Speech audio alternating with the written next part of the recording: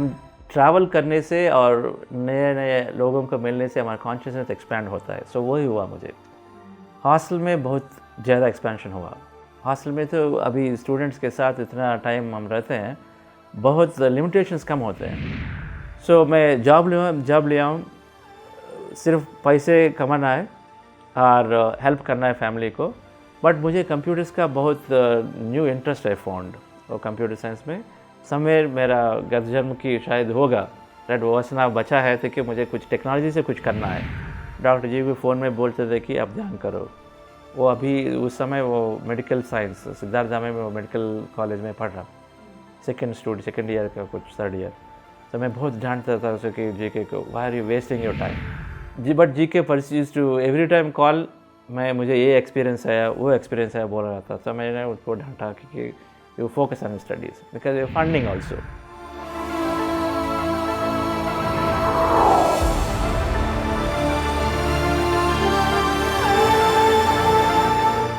नमस्कार, आत्मा की यात्रा की इस श्रृंखला में आप सभी का स्वागत है। आज बहुत ही विशेष दिन है क्योंकि मैंने स्वयं जिनसे सीखा है, बहुत कुछ पिरामिड स्पिरिचुअल सोसाइटीज़ मूवमेंट के बारे में जाना है, इस महान हस्ती के द्वारा जाना है। आज हम मिलेंगे चंद्रा पुलंबर सेट्टी जी से, जो बेंगलुरु में रहते हैं, लेकिन वो आंध्रा भाषी हैं, तेलुगु भाषी हैं, और उन्होंने पिरामिड स्पिरिचुअल सोसाइटीज़ मूवमेंट में बहुत मुख्य भूमिका निभाई है। जैसे आप सब जानते हैं, 7 वंडर्स ऑफ बेंगलुरु है पिरामिड वैली इंटरनेशनल, और उसी के साथ साथ हम सब जानते हैं कि हमारा जो कॉर्पोरेट विंग है PSSM का, बुद्धा CEO क्वांटम फाउंडेशन, उसके वो मुख्य कार्यकर्ता है। तो आइए हम स्वागत करते हैं इस महान हस्ती को, जिन्होंने PSSM को एक मुख्य स्तंभ बनकर इस मूवमेंट को बहुत दूर दूर तक लेकर गए हैं। तो आइए स्वागत करते हैं चंद्रा जी को। नमस्कार चंद्रा जी। थैंक यू अमूल्या, नमस्कार। आपका बहुत बहुत स्वागत है इस मंच पर। कब से इस इंटरव्यू का होना था, और मैं बहुत खुश हूँ कि हम आपसे मिल पा रहे हैं इस करताल प्रांगण में। मैं भी बहुत बहुत खुश हूँ कि आज ये हो रहा है। आपका फादर शास्त्री जी को मैं 2010 में शायद मैं बिजनेस की वजह से उनसे मिला। उस समय से शास्त्री जी का, वसंतरा मैडम का, आपका सबका मुझे बहुत बहुत रिस्पेक्ट है, क्योंकि उतना अच्छा काम करते हैं आपने, बहुत फाइन ह्यूमन बीइंग से। सो आज ऐसा शास्त्री जी नहीं है, लेकिन आपको देख के मैं ये इंटरव्यू, क्योंकि हमारा तो बहुत बहुत कन्वर्सेशंस हुआ है, स्पिरिचुअलिटी को, मेडिटेशन को, ध्यान को कैसे बढ़ाना है, हमारा एक्सपीरियंस क्या है, उनका एक्सपीरियंस क्या है, एक्सचेंज करके बिजनेस में कैसे करना है, ये सब है। सो आज ऐसे बैठ के बातें करने का बहुत very very happy. PMC Hindi में इतना अच्छा काम हो रहा है, सो मुझे बहुत बहुत very happy to be doing ये प्रोग्राम आपके साथ। चंद्रा जी, आपका PSSM में एक बहुत मुख्य आपने भूमिका निभाई है। तो आपकी जो जर्नी है, और जानने के लिए हमें ये जानना बहुत ज़रूरी है कि आपका बचपन, इस भौतिक शरीर में आपका बचपन कैसा था, और जो हम आध्यात्मिकता में हम जो अब बन गए हैं, उसकी जो एक बीज है वो बचपन से होती है। तो आपका जो बीज है ये बचपन का, ये आध्यात्मिकता का, वो कैसा रहा बचपन में? अमूल्या, मेरा बचपन बहुत हार्ड वर्किंग में था। मेरा dad is symbol for hard working. सुबह 7 से रात 11 बजे तक हर दिन, मुझे जो याद है वो तो पूरा वो काम करते करते करते, क्योंकि उनका एक ही गोल है कि हम सबको, हम 5 ब्रदर्स हैं, 2 सिस्टर्स, 5 और 2, अभी तो एक नहीं है, तो 4 ब्रदर्स और 2 सिस्टर्स। तो हम सबको अच्छा से एजुकेशन देना है, उनका सिर्फ एक ही गोल। मेरा डैड एक फार्मर थे, और सो फार्मिंग में, लेकिन उनका बहुत एजुकेशन के लिए बहुत इंटरेस्ट थे, क्योंकि उन्होंने देखा है कि अगर एजुकेशन हो तो जीवन अच्छा होगा। और मेरा डैड बहुत सोशल सर्विस भी करते थे, बहुत सर्विस करते थे। हमारे गांव में, हम गांव से आते हैं, विशाखापट्टनम के पास चिंतलग्रहारा में गांव में। तो गांव में वो वाइस प्रेसिडेंट होके, और गांव में सबका जो अगर कुछ झगड़ा है तो उनको मीडिएट करके उनको सॉल्व करना, अगर किसी को पैसे देना, और विलेज के लिए एक स्कूल लेकर आया, रोड लेकर, ये सब किया। तो लेकिन वो बहुत काम करते थे। सो मुझे वो पूरा है अगर लाइफ में अच्छा होना, क्योंकि मेरा डैड, हम सब ग्रो होते समय हमारा रिलेटिव्स का भी मैंने देखता रहा कि उनका उतना अच्छा नहीं था उनका जीवन, क्योंकि वही सेम उनका डैड उतना हार्ड वर्क नहीं थे, और कुछ ऐसे इधर उधर काम करके हम अभी बैड हैबिट बोलते हैं, कुछ बैड हैबिट नहीं है, लेकिन वैसा बैड हैबिट जो है, सो ऐसा होने से उनका उतना अच्छा रहता है। लेकिन हमारा फैमिली, हम बढ़ रहे थे, क्योंकि मेरा डैड बहुत वेरी फोकस्ड। कितना मुश्किल हो मुझे, तो उनका एक ही गोल है, हम सबको ठीक से एजुकेशन देना है, इंजीनियर बनाना है, डॉक्टर बनाना है, वो है। और मेरा मदर कंप्लीटली रिलीजियस, बहुत पूजा करके, बहुत ये श्री राम नवमी तो हमारे घर से पूरा विलेज को फ्री अन्नदाना, वो पूजा, वो सब में मेरा मदर रहते थे।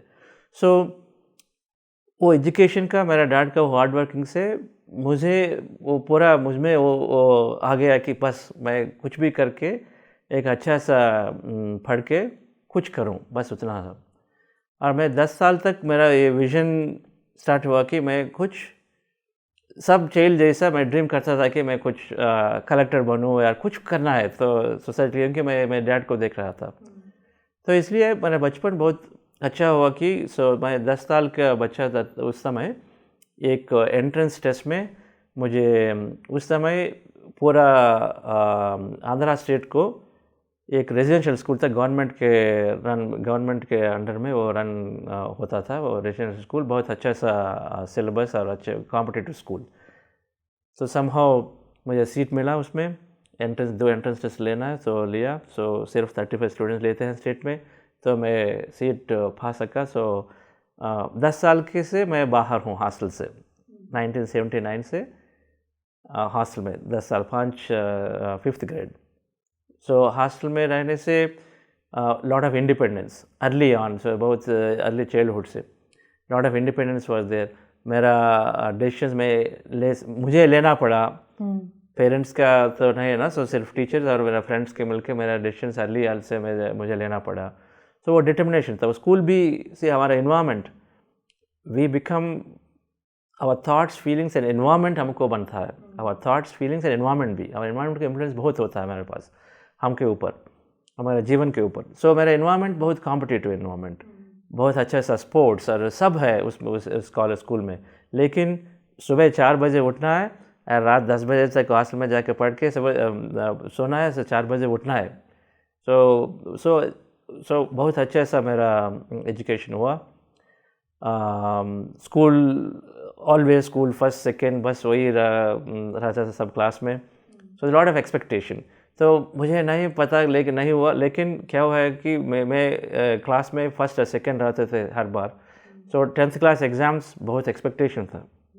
प्रिंसिपल, एवरीबडी थॉट कि मैं, बिकॉज साड़ीकंडा स्कूल, और स्कूल से कम 5 रैंक आते थे स्टेट बोर्ड में, तो हमारा बैच तक। सो मुझे भी वैसे सबने सोचा। लेकिन एग्ज़ाम्स होने के बाद मेरा पहला डिसअपॉइंटमेंट है, 10th क्लास एग्ज़ाम होने के बाद मुझे 10th रैंक भी नहीं मिला। तब तक फर्स्ट सेकेंड में रहता था, मुझे 10th भी नहीं मिला। सो आई वाज शैटर्ड, बहुत ज़्यादा। First time I cried so much. First time I cried when my parents नहीं है, मुझे 10 साल का बच्चे समय मुझे वो स्कूल में एडमिशन के लिए वो नहीं आए, मेरा टीचर आए थे। क्योंकि मेरे पेरेंट्स को नहीं पता है कि वहाँ जाके वो ट्रेन में जाके, वो सब गांव से आए ना, उनको पता नहीं। सो पहले दिन उस रात ट्रेन में बहुत रोया। अभी सम होते हैं ना स्पिरिचुअल में, you know that deep emotions. तो उस इंसिडेंट अभी मुझे बहुत याद है कि उस समय बहुत रोना, पूरा रात को मैंने रोया, क्योंकि पेरेंट्स के दूर से मैं जा रहा हूँ। सेकेंड टाइम ये हुआ 10th होने के बाद।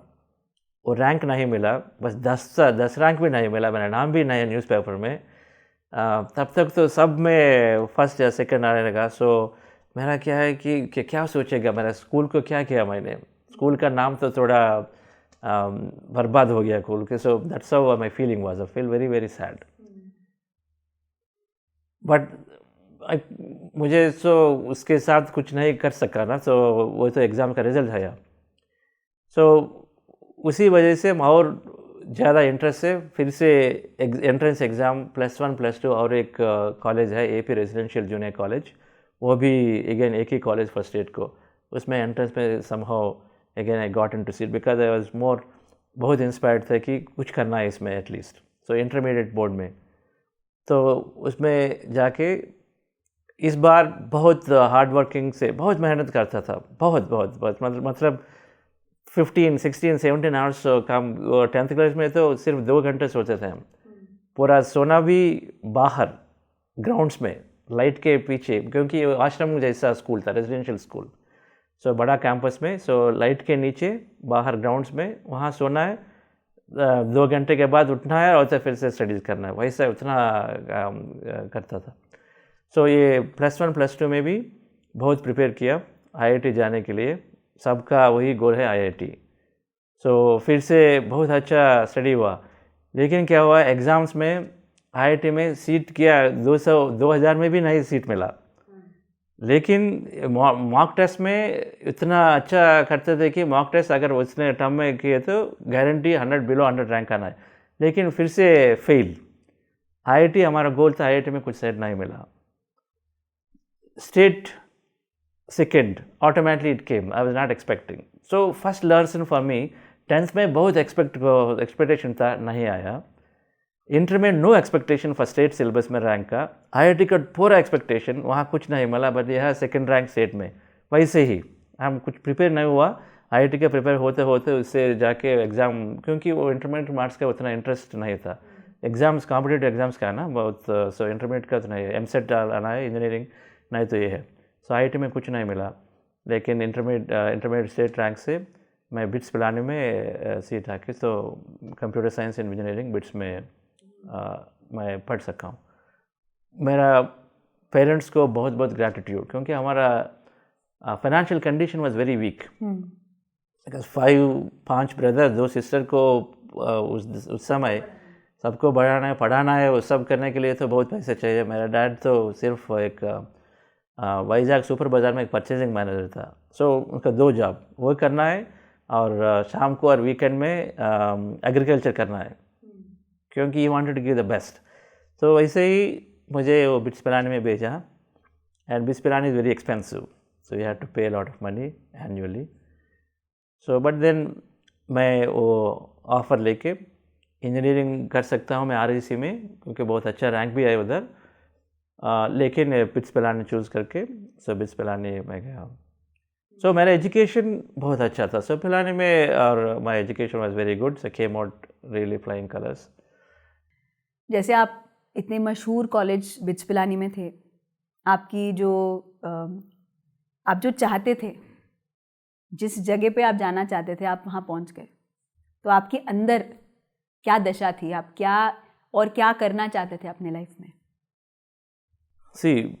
बिट्स पिलानी मैंने उतना, मुझे सिर्फ ये करना है कि एक अच्छा सा एजुकेशन इंजीनियर होना है तब तक, और सिविल्स लिखना है, बस यही है। सो सब सजेस्ट किए कि बिट्स पिलानी जाओ ना, सो ठीक है तो मैं जाऊंगा, मेरा सिर्फ गोल है IIT। सो बिट्स पिलानी का मैं सेकेंडरी मानता था उस समय, बिकॉज बिट्स पिलानी मेरा गोल में भी नहीं था। वो बिट्स पिलानी सिर्फ मार्क्स से आता है, लेकिन एंट्रेंस +2 का मैं स्टेट सिलेबस मार्क्स से, लेकिन IIT कॉम्पिटेटिव एग्ज़ाम से आता है, तो IIT का सिर्फ मेरा था। लेकिन सिंस एल्डर्स के सजेशन से एक एक्सटर्नल सजेशन आया कि उन्होंने बोला कि बिट्स पिलानी स्टैंडर्ड्स भी वही से है IIT के जैसे, सो आप जाना। तो मैं गया हूँ बिना मच एक्सपेक्टेशन, एंड उस समय मैं बहुत इंट्रोवर्ट हूँ, लेकिन बाद में मुझे पूरा समझ में आया कि BITS Pilani was the best thing happen to me, क्योंकि बिट्स में सब स्टेट्स का स्टूडेंट्स होते हैं, आंध्रा से सब स्टेट्स का होते हैं स्टूडेंट्स, परफेक्ट कैसे, हाँ, बैलेंस मल्टी इज कॉल्ड, सो सब कल्चर्स का है। और सो मेरा पर्सनालिटी बहुत डेवलप हुआ बिट्स में। इंट्रोवर्ट से मैं एक्सट्रोवर्ट हो गया उस समय।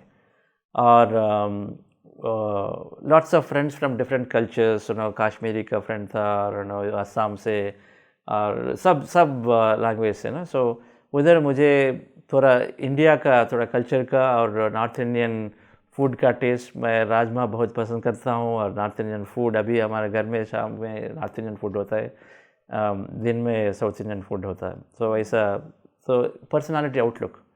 पत्री जी बोलते हैं हम ट्रैवल करने से और नए नए लोगों को मिलने से हमारा कॉन्शियसनेस एक्सपैंड होता है। सो वही हुआ मुझे।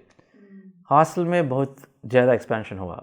हॉस्टल में तो अभी स्टूडेंट्स के साथ इतना टाइम हम रहते हैं, बहुत लिमिटेशंस कम होते हैं, क्योंकि हॉस्टल में ना हम सब कुछ भी करना चाहते हैं ना। सो यहाँ में बीच में वैसे 4 बजे, सुबह 4 बजे तक वहाँ बाहर जाके कुछ पीना, सोना, ये सब करते थे ना। सो मैगी खा के ये, सो 4-5 बजे सुबह तक, एंड अब तब है। लेकिन स्टडीज़ तो करना है तो स्टडीज़ करना है। सो बहुत पर्सनालिटी डेवलपमेंट हुआ, एंड ओपननेस, बहुत ओपननेस। तो आपकी जो ये, आप धीरे धीरे जैसे आप बड़े हुए, आपने एक एंटरप्रेन्योरशिप के इस लाइन में आप चले गए जहाँ पे आप कुछ क्रिएट करना चाहते हो। आप सनोवी टेक्नोलॉजीज़ के CEO रहे हैं। आप धीरे धीरे इस बिच पिलानी कॉलेज होते हुए आपने सनोवी टेक्नोलॉजी जैसे कंपनी में आप CEO कैसे बने? इस यात्रा का कैसे हुआ? तो तब तक मेरा विजन उतना बड़ा नहीं था। मुझे ग्रेजुएट होके सिविल सर्विस लिखना है, लेकिन सिंस हमारा फाइनेंशियल सिचुएशन उतना ठीक नहीं है, इसलिए मैंने डिसीजन लिया कि मैं ज़्यादा सिविल सर्विस नहीं लूँगा, मैं जॉब लूँगा, क्योंकि मेरा डैड को सपोर्ट करना है। तब तक मेरा ब्रदर भी, भाई भी एजुकेशन बंद करके मेरा डैड को एक बिज़नेस शुरू किए थे उनको। सो एजुकेशन सपोर्ट करने के मेरा एल्डर ब्रदर, उनका एजुकेशन स्टॉप होके, इंटरमीडिएट से स्टॉप होके मेरे डैड को हेल्प करने लगा, क्योंकि मेरा एजुकेशन और my immediate Elder brother education, और डॉक्टर GK मेडिकल डॉक्टर, सो उनका भी बहुत पैसा हो रहा है उनका एजुकेशन। मेरा और यंगर भाई अभी नहीं है, वो एक्सीडेंट में बॉडी वेकेट किया है, उनकी वजह से हम सब ध्यान में आए थे बाद में। लेकिन वो कि MBA वो पढ़ रहा था, उनके एजुकेशन के लिए बहुत पैसे चाहिए। तो मैंने सोचा मैं सिविल नहीं लिखूं, अभी तो मैं जॉब लूँगा, और पैसा कमाना है, थोड़ा उनको हेल्प करना है, वैसे मैं जॉब लिया। सो मेरा सिविल का गोल थोड़ा ब्रेक उस समय, बट लेकिन अभी स्पिरिचुअलिटी में आके सब का प्लान है, everything is happening for the good, तो वो एकदम। सो सिविल क्या है, उसमें से हम एडमिनिस्ट्रेटिव में सबको हेल्प करना है। अब मैं अगर मेरा जीवन एक बार पीछे देखूं तो मैं पिरामिड वैली का भी वैसे ही था, अभी जो कर रहा हूँ मैं वैसे ही, उससे बड़ा और ग्लोबल का अभी काम चल रहा है। शायद मैं अगर वो सिविल में जाऊँ तो एक डिस्ट्रिक्ट का होगा, और नहीं तो एक स्टेट का होगा, बहुत इतना बड़ा, और वो डिफरेंट होगा। यहाँ से वो ध्यान का हो रहा है ना, इसलिए सो मैं जॉब लिया हूँ, सिर्फ पैसे कमाना है और हेल्प करना है फैमिली को।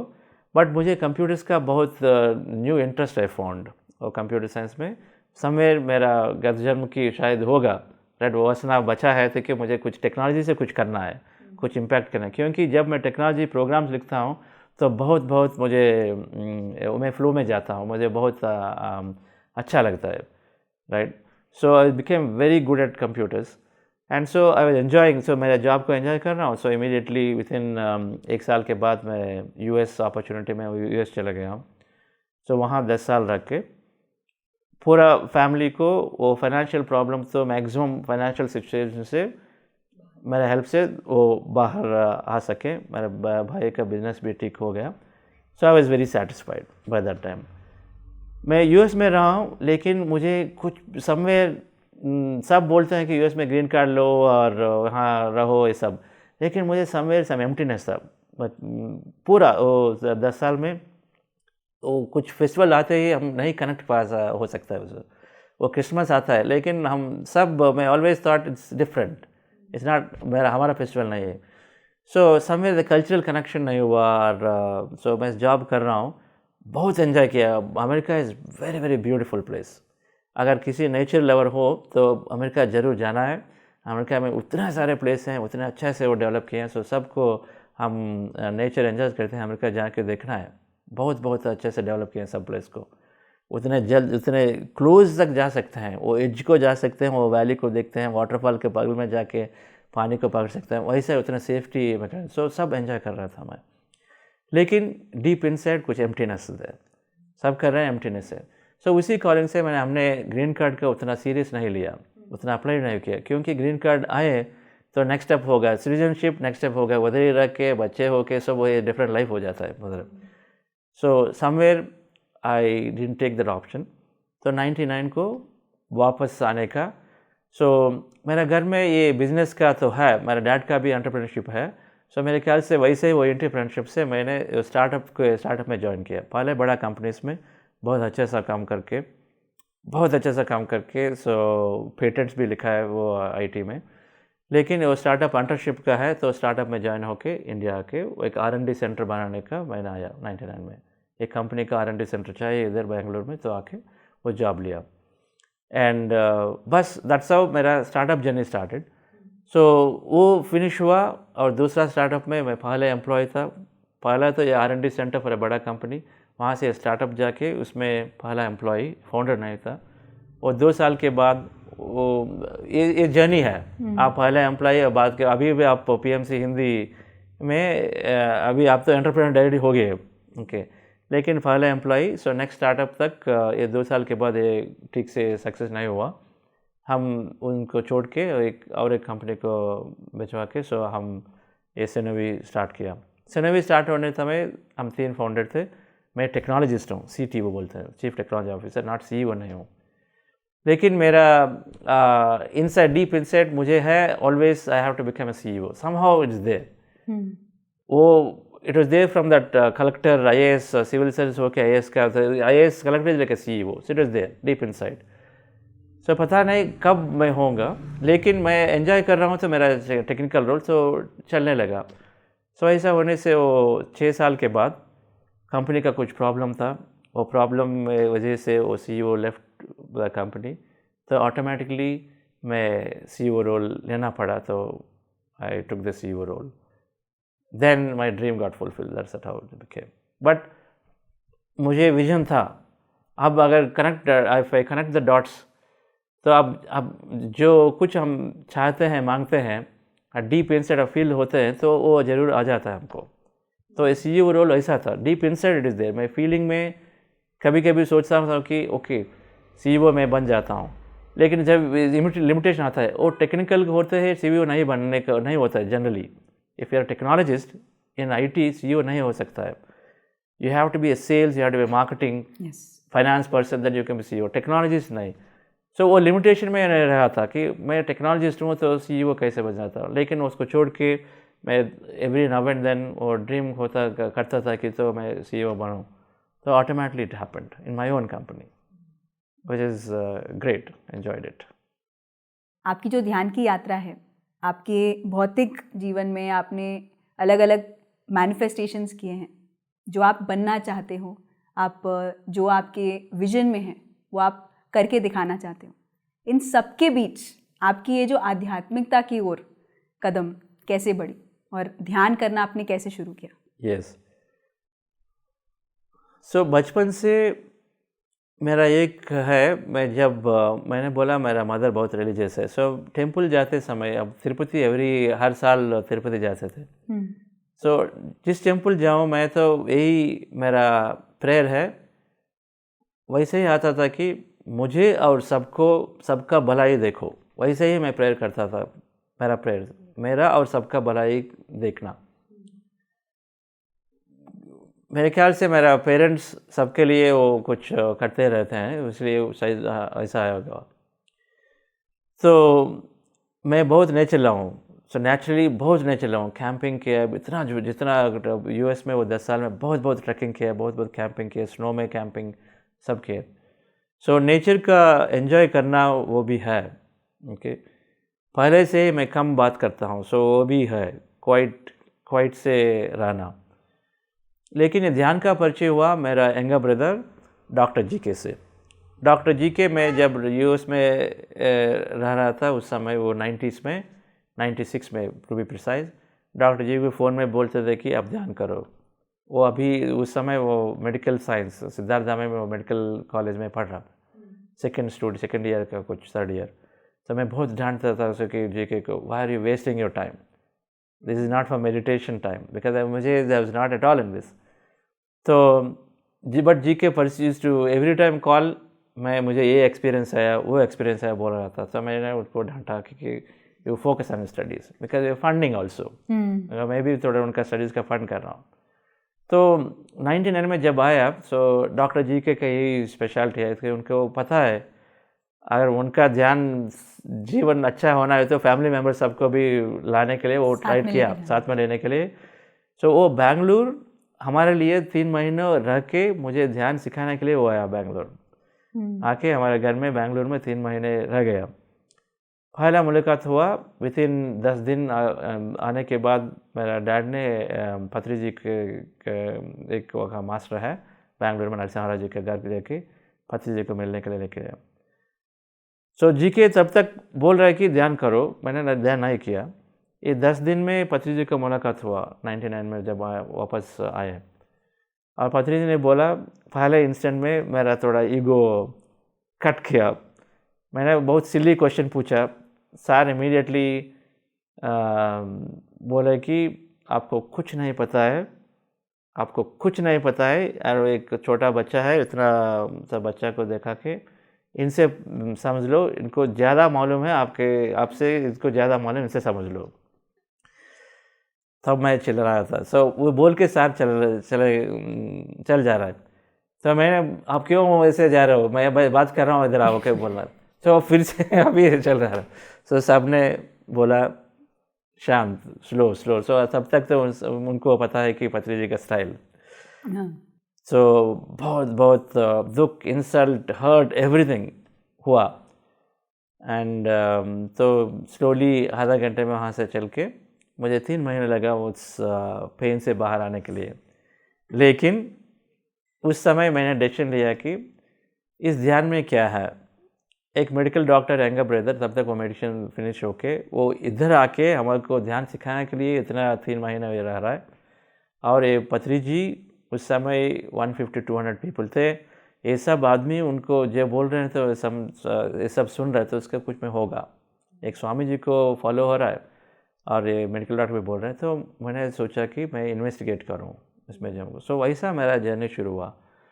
तो मैं ध्यान थोड़ा बुक्स डॉक्टर जीके ने दिया, सो मैं पढ़ रहा था, लेकिन उतना सीरियस नहीं हूँ। मुझे समझ में आया कि इससे फ़ायदा है, लेकिन मेरा टाइम नहीं आया कि उतना रेगुलरली करने का। सो मुझे समझ में आया कि ये अच्छा है, तो इसको सपोर्ट करने के लिए तो मैं डोनेशन दे रहा था। सब प्रोग्राम में जब पूछेंगे तो जब पूछते थे, सो मैं पॉल और डॉक्टर जी के पर्टिकुलरली, तो मैं डोनेशन दे के every now and then meditation होता था मेरा। और वैसा 3 साल चले गया।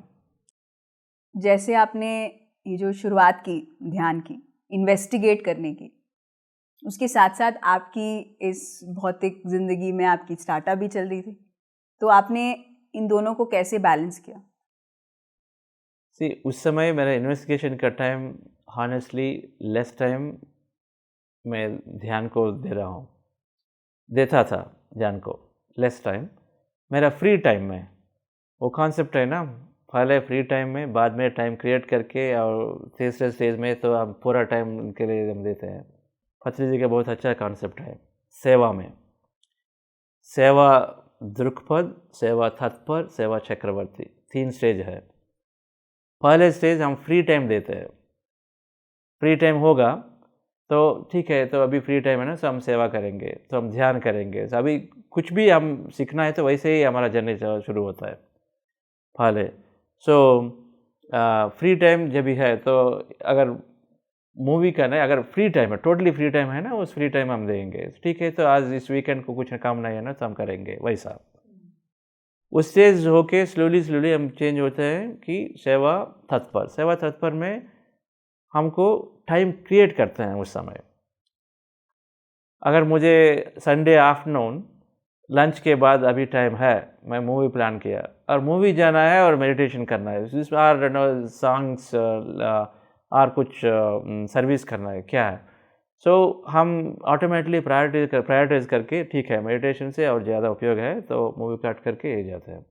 सो वैसा सेवा दृक्पथ तत्पल दूसरा स्टेज। सो हम टाइम क्रिएट करके जो लेस इंपॉर्टेंट है ज़्यादा इंपॉर्टेंट प्रायोरिटाइज करके हम टाइम क्रिएट करते हैं। सो दूसरा स्टेज। थर्ड स्टेज होते हैं हम सेवा चक्रवर्ती, तो पूरा टाइम उनके उसी के लिए सीखने के लिए, अगर म्यूज़िक हो और सब्जेक्ट हो और ध्यान हो वैसे करते हैं, सेवा हो। सो वही साहब मेरा पहला वो सेवा नहीं है, ये ध्यान करने का दृक्पथ में हूँ, तो दैट यस मैं मुझे करना है। ओके, सो वैसा मेरा फ्री टाइम में मैं करता था, लेकिन वो टाइम क्रिएट करके नहीं करता था। टाइम क्रिएट करके करना 2002 से शुरू हुआ। ओके, सो 3 साल वहीं से चले गया। इसलिए मैं आजकल ये बुद्धा सी फाउंडेशन या यहाँ क्लास में मैं बोल देता हूँ कि 1 महीने में उतना बड़ा मास्टर्स हो रहा है। अभी फर्स्ट दिन आते हैं और 30 दिन के बाद वो टीचिंग हो रहा है उनसे, और बुक्स लिख रहे हैं, एक्सपीरियंस लिख रहे हैं, उतना सारा एक्सपीरियंस है, उतने बुक्स पढ़ रहे हैं। पहले 30 दिन में मुझे 3 साल लगा, उनको 30 दिन मिल रहा है। सो बहुत इवॉल्व मास्टर्स सब बहुत इवॉल्व है अभी से, मुझे ऐसा लगता है। सो वैसा 2002 में 3 साल के बाद मैं स्टार्टअप में बहुत स्ट्रेसफुल थी हमारा डेज, लॉन्ग डेज एंड बहुत ट्रैवल, लॉन्ग आवर्स। आईटी में, इंफॉर्मेशन टेक्नोलॉजी में भी वैसे होता है। सो global, so markets in US और इंडिया में सबका डिफरेंट टाइम जोन्स। तो उस समय डॉक्टर जीके ने बोला यू ट्राई करो यार, so do it fully, don't do it half and half. Okay, I am not against meditation bye that time, I M for meditation. My family सब meditation कर रहे हैं, मैं just not made it full time. Okay, I am not very regular, I was reading books, not very regular.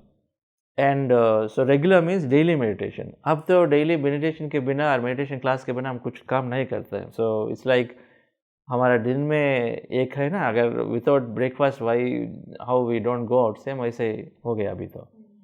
सो उस समय 2002 में 2 महीना मैंने एक डिसीजन लिया कि मैं इसका पूरा देख लेता हूँ क्या है पूरा, क्योंकि मुझे एक्सपीरियंस भी चाहिए। सो एवरी डे फॉर 2 महीने तक 1 से 1 to 2 आवर्स मेडिटेशन, और बहुत books I read that time.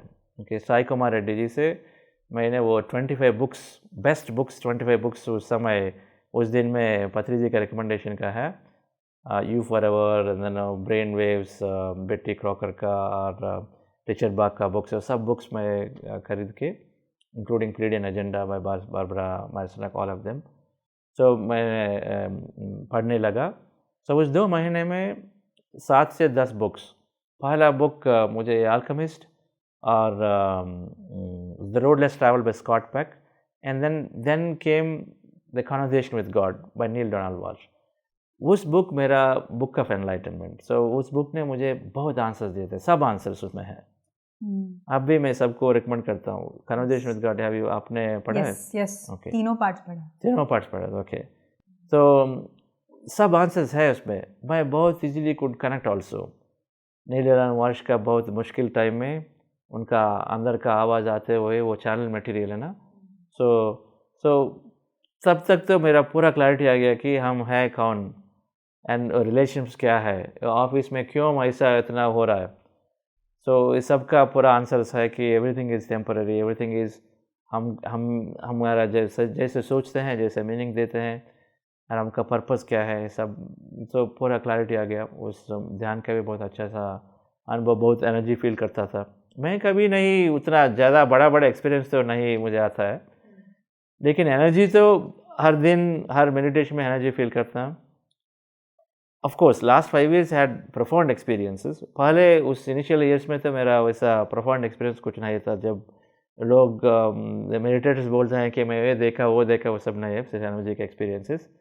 लेकिन मेरा विथ इन वो 2 महीने में मेरा पूरा समझ में आके मेरा चेंज इन ऑफिस एनवायरनमेंट बहुत चेंज हो गया। मेरा स्ट्रेस कम्प्लीटली रिलीफ हो गया, स्ट्रेस के बाहर। और सेकंड रिलेशनशिप, मेरा बॉस और मेरा बॉस सिर्फ मेरा फाउंड्री है, तो दूसरा फ्रेंड, लेकिन वो CEO मैं CTO, तो मैं सब सोचता हूँ कि वो और दूसरे फाउंडर को स्पेशल हेल्प दे रहा है, उसका स्पेशल फेवर दे रहा है, वैसा ओके, वो सब all that thing has dropped for me and became very good with everybody. My competitiveness to always मुझे बेस्ट चाहिए, मुझे बहुत ज़्यादा हाइक चाहिए, बेस्ट प्रोजेक्ट चाहिए, बेस्ट क्लाइंट चाहिए, वो सब उस समय से मैंने छोड़ने लगा. Not out of escapism, escape नहीं है meditation, but you understand that always हमको जो बेस्ट होना है वो हो रहा है, तो इसके लिए हम ज़्यादा उसके किसी के पीछे नहीं पड़ने का. बेस्ट सब कभी always happens best to us. So उस अंडरस्टैंडिंग से अगर मुझे चाहिए तो मैं पूछता हूँ, अगर नहीं आया तो ठीक है, तो जो आया उसको लेके उससे भागना, वैसा हुआ, right. So I became very free in my mind. Later I did Harvard study. Now there is a study on this. वो स्टडी क्या है कि सिचुएशंस होते हैं, सिचुएशंस आर न्यूट्रल, उसमें कुछ नहीं, इट्स ओनली आवर मीनिंग. अगर जो इंसिडेंट एक्सपीरियंस हुआ, एक्सपीरियंस में हम क्या लेंस से हम देखते हैं उस एक्सपीरियंस को. अगर एक इंटरेक्शन है ऑफिस में, एक कोई और कोलीग ने हमको एक क्वेश्चन दिया कि हे आपका वर्क में थोड़ा फ्लॉ है, अगर वो फीडबैक दिया तो हमका क्या लेंस में देख रहा है, वो क्या है, वो हमको नीचे पुल करने के लिए वैसे पूछ रहा है, और ज़रूर एक्चुअली हमको हेल्प करने के लिए पूछ रहा है. वो हमारा एक लेंस है, वो लेंस होता है किससे, हमारा पास्ट एक्सपीरियंस जजमेंट से. सो किस जजमेंट से होता है, वो जजमेंट से होता है. सो वो सब चेंज हो गया पूरा, right. So always now the change is okay, people are out to get me, तो वो मुझे नीचे खींच रहे से, वो से चेंज होके ये है मुझे कुछ लर्निंग है, इसलिए वो पूछ रहे थे मुझे क्या है, मैं कैसे बहुत इम्प्रूव हूँ, इम्प्रूवमेंट कैसे मैं इम्प्रूव करूँ, इसमें लर्निंग मुझे क्या है, वैसा सोचने में, वैसा देखने में सब सिचुएशन चेंज होता है, राइट. ब्लेम जाता है, ब्लेम गेम नहीं होता, सबसे लर्निंग शुरू होता है. सो वैसा हो गया मेरा ऑफिस में. So I was enjoying my time office, and those are the 4 initial 6 months was a lot of learning, lot of experimentation. So my experiment on my health also I did in this 4 months में. I was reading many books. So Conversation with God के बाद Deepak Chopra books I read, Ageless Body, Timeless Mind. Great book to read. He explains there itself, in that book में explain होता है उस समय that हम सब एक ही है साइंटिफिकली. उस समय Deepak Chopra उसमें बोलता है हमारा body every part except few parts, every part 5 दिन से 1 साल में पूरा कम्प्लीटली चेंज होता है, रीजनरेट होता है. हमारा इंटेस्टिन है 5 दिन में कम्प्लीटली न्यू हो जाता है. हमारा लिवर 4 महीने में completely new liver, new every cell regenerate होता है. सो इसका मतलब क्या है, हमारा बॉडी भी 7 साल में कम्प्लीटली चेंज होता है. 1-2 पार्ट मिला बिना के, वो सब तो ठीक है, वो एक ही रहता है पूरा लाइफ में. मतलब है हम नए आदमी हैं, 7 साल में हमारा पूरा सेल्स चेंज हो गया. तो बट सेल्स में हमारा मेमोरी है, अगर हमारा दिमाग में अगर हमारा माइंडसेट चेंज हुआ तो सेल्स भी चेंज होता है. So automatically our body rejuvenates, body has great health because our thinking has change, so cell memory has change. ये सब एजलेस बॉडी टाइमलेस माइंड उस समय Deepak Chopra, doctor Deepak Chopra, great master, spiritual master, उनका बुक्स पढ़ना है. Okay, so I read those books, so I understood a lot of this concept that we have that healing power. PS उस समय 2 statements, उस समय मतलब हम बोल रहा हूँ 2002. You heal yourself and you are be a light unto yourself. Appo Deepo Bhava. The statement आपको याद है? Yes. Appo Deepo Bhava, be a light unto yourself. So those and one statement influenced me deeply. Gautam Buddha का suffering is due to individual ignorance. This used to be one line that I used to read. तब तक suffering is only because of my boss, my colleague, my family member. Suffering is always because of somebody else. This statement completely is putting on us. But I experimented it. Those 2 months में that concept came to me that 90% of the sufferings are due to our mind. 9% are what others are causing to us. सब लोगों से हमको और 9% हो रहा है। 90% हमसे हो रहा है, हमारा सफरिंग। 9% लोगों से होगा और 1% आदि दैव की थाप है, तो वो नेचुरल कैलामिटी से होगा। ये ध्यानी को सब क्रॉस हो सकता है। तो मेरा 90% कम्प्लीटली निकल गए वो 2 महीने में। तो very very happy, very free, very liberated, right. So suddenly things start becoming beautiful. Okay, तो जैसे 2 महीने में ही जो आपके जो ईगो क्रश किया पत्री जी ने, वो एक स्टेटमेंट से कि आप को कुछ नहीं पता, उस एक शब्द, एक स्टेटमेंट ने आपको 2 महीने के ये रिग्रेस प्रोसेस में आपने ये आत्मज्ञान पाया। तो इस समय में पीएसएसएम किस स्तर पे था? PSM मे बी 2099 में तो बहुत छोटा। 2002 तक तो PSM is there 20 to 30 places में, आंध्रा में मैक्सिमम, और बॉम्बे में, बेंगलुरु में, चेन्नई में PSM ज़रूरत है। मुझे बहुत अच्छा, बहुत ज़्यादा नहीं मालूम है, तो I better be quite on this because 2003 से मैं बहुत इन्वॉल्व हूँ PSM सर्विस में। अब तक तो सिर्फ मेरा जर्नी खुद का और डॉक्टर JK को सपोर्ट करना। मैं सर्विस में 2003 में आके सबसे मैं फॉलो करने लगा पूरा मूवमेंट का ग्रोथ। ओके, लेकिन बहुत छोटा था। मैंने बोला ना, 99, 2000, 2001, 2002 ध्यान महोत्सव बोलते थे उस समय। 2002 का ध्यान महोत्सव में शायद 3 से 6,000 होंगे। ओके, 1 हफ्ते का प्रोग्राम और 5 दिन का प्रोग्राम उस समय। सो छोटा सा मूवमेंट, लेकिन बहुत साधना होता था उन दिन में, सत्संग बहुत। और हमारा जर्नी डॉक्टर JK और मैं कितने सारे नाइट्स में हम 2 बजे, 3 बजे, 4 बजे तक रह के वो discussions, topic of topic, concept, वो सब वैसा डिस्कशन चलता रहता था। वैसे मैक्सिमम अंडरस्टैंडिंग्स हुआ। उसी तरह बहुत सारे बुक्स, पत्री जी ने इतने सारे बुक्स इंट्रोड्यूस किए। आप डॉन वन का बुक्स पढ़े हैं? डॉन वन, शामन मास्टर, वो सब उनका 2 है। एक हम सब लाइट, तो उनका पावर्स है, वो चाहे तो वो लाइट बन जाते हैं, light rays, they become light rays. Okay, the shaman masters there, they call naguals. And दूसरा है वो नेचर से बहुत लिव करते हैं, nature, sign language, symbolic. Every animal, every bird, everything when they come, they based on that, उनका जीवन पूरा वो नेचर से, सिंबल से करते हैं। वो डॉन वन का बुक है, आर्ट ऑफ ड्रीमिंग। सो हम ड्रीम को कैसे हम कंट्रोल कर सकें। मैंने कुछ ट्राई किया ड्रीम का, बहुत साइंस है, डीप साइंस। उस समय बहुत एक्सपेरिमेंटेशन करता था। ड्रीम में जाके वो ड्रीम को कंट्रोल करके जहाँ से इधर जाना है उधर जाना है, वो सब कर सकते हैं। वही कॉन्सेप्ट है art of dreaming. Okay, so techniques है। सो ऐसा experimentation initially, you for ever, of course I read the book, उसमें है ना। So everything is how to read aura, how to read see etheric, your etheric body and astral travel, all that experimentation मैं उस समय बहुत किया, वो 6 महीने 9 महीने। तो मेटाफिजिकल जो आपकी जो जर्नी है, एक तो आप खुद इंजीनियर बनकर आपने जो अपनी ज़िंदगी में पाया, अब आप एक अलग ही स्तर पर अपने आप को ग्रो कर रहे थे मेटाफिजिकली, और जान रहे हैं कि जो सूक्ष्म लोक हैं उसके बारे में जान रहे थे। तो उसी के साथ साथ आगे बढ़ते हैं। आपकी जो इसके बाद ये जो प्रचार की जो ये एक अंदर से एक आग जली, तो वो कैसा, ये कैसे हुआ? सो उस 2002 का मेरा वो 6 महीना मेरा मोस्ट इम्पॉर्टेंट पीरियड था मेरे साधना में। ये एक्सपेरिमेंटेशन हो रहा है। दूसरा साइड मेरा ऑफिस में मुझे 4 घंटा मिला। प्रोडक्टिविटी से मेरा स्लीप का हैबिट चेंज हुआ।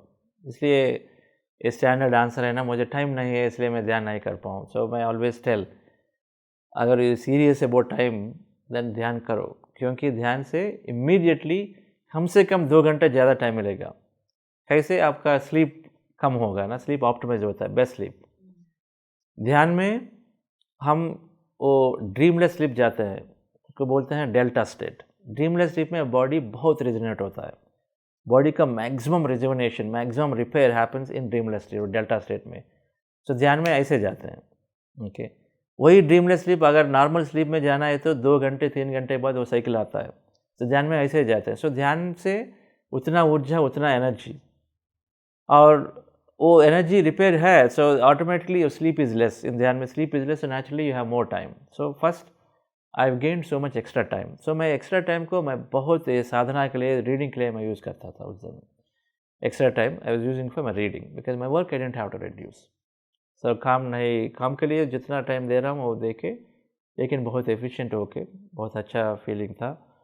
और उसी समय मैं बोल रहा हूँ ना, मेरा हेल्थ का एक कंडीशन 4 महीने में मैं ध्यान करते करते सितंबर, अक्टूबर, नवंबर, दिसंबर टाइम तक एक हेल्थ कंडीशन, मैं यूएस में रहते समय सब बड़े बड़े ईएनटी स्पेशलिस्ट को, ईयर नोज थ्रोट स्पेशलिस्ट को मैंने उनको मिला कि मेरा ये कंडीशन उतना लाइफ थ्रेटनिंग नहीं है, लेकिन एक कॉम्पिटिटिव आदमी को अगर करियर बहुत ज़्यादा इम्पॉर्टेंट है, मुझे करियर में वो डिस्टर्बेंस आ रहा था इस कंडीशन से। ये क्या है, मैं अगर एक फ़्लाइट लूँ, flying, whenever you take a flight, और व्हेन एवर, अब जब भी हम एक हिल के ऊपर अगर एक ट्रैकिंग के लिए जाते हैं, ऊपर जाने समय मेरा ईयर्स ब्लॉक होते हैं, लेकिन नीचे आने समय ईयर्स अनब्लॉक होना है। ये सबको होता है कि फ़्लाइट पर जाने से ब्लॉक होता है, और प्रेशर का डिफरेंस है, एयर प्रेशर का डिफरेंस से ब्लॉक होता है, नीचे आने समय वो ब्लॉक रिलीज़ होता है, तो ठीक है। लेकिन मुझे नहीं, ब्लॉक नहीं रिलीज़ होता था। इससे पेन, कान में पेन आता था, और थोड़ी देर के बाद वो थ्रॉबिंग पेन होता है, बहुत बहुत डिफ़िकल्ट। और रात तक इतना, I mean I used to dread the fear, I used to dread the pain. So मैं बहुत फियरफुल था। और नेक्स्ट दिन तक वो इन्फेक्शन होके ज़रूर मुझे डॉक्टर के जाके एंटीबायोटिक्स लेना था। यूएस में एंटीबायोटिक्स ऐसे काउंटर में नहीं मिलता है, एक डॉक्टर का प्रिस्क्रिप्शन होना है, सो डॉक्टर अपॉइंटमेंट, ये सब पूरा एक बड़ा प्रोजेक्ट होता था अगर मैं ट्रैवल किया तो स्लोली मैं ट्रैवल रिड्यूस करने लगा। वो मेरा करियर को इम्पैक्ट करने लगा। ओके, अगर ट्रैवल नहीं करें तो आपका एक कैसे रोल में, आईटी में स्पेसिफिकली, तो आपका करियर इम्पैक्ट लिमिटिंग होता है। सो मुझे वो अच्छा नहीं लगता था, बट लेकिन कुछ नहीं कर सका क्योंकि डॉक्टर ने बोला ये लाइफ लॉन्ग का प्रॉब्लम है। तो ऐसे किसी को बोलते हैं अगर डायबिटीज़ आए तो लाइफ लॉन्ग, लेकिन हमें पता है कि ध्यान में आने से डायबिटीज़ ऐसे ही कंट्रोल कर सकते हैं डायबिटीज़ को, क्योंकि सबका साइकोसोमैटिक रीज़न है।